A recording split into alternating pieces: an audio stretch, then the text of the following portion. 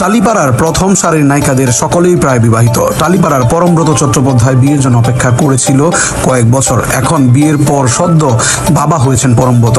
প্রসেনজিৎ চট্টোপাধ্যায়, নায়কজিৎ, যিশু সেনগুপ্ত, ঋত্বিক চক্রবর্তী, শাশ্বত চট্টোপাধ্যায় অনেক আগেই বাবা হয়েছেন।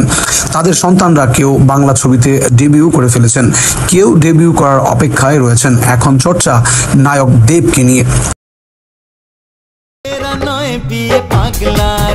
তার সঙ্গে নায়িকা রুক্মিণী মৈত্রীর ব্যক্তিগত জীবনের নজর কাড়া জুটি। রাজনৈতিক পরিসরে হোক অথবা সিনেমা জগতে এই মুহূর্তে সোশ্যাল মিডিয়ায় যদি একটাই নাম, সেটা দেব।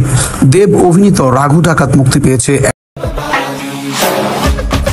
যেমন নেগেটিভ রিভিউ দেখতে পাওয়া যাচ্ছে, তেমনি অন্যদিকে পজিটিভ রিভিউতে ভরে গিয়েছে সোশ্যাল মিডিয়া এই পুজোতে। তো সেই জন্য ডেফিনেটলি ভালো লাগছে। এবং বিগত বেশ কয়েকদিনে কুণাল ঘোষ যেখানে দেবকে আক্রমণ করেছেন, তাতেও হাসি মুখে সবকিছু জবাব দিতে দেখা গিয়েছে এই অভিনেতাকে।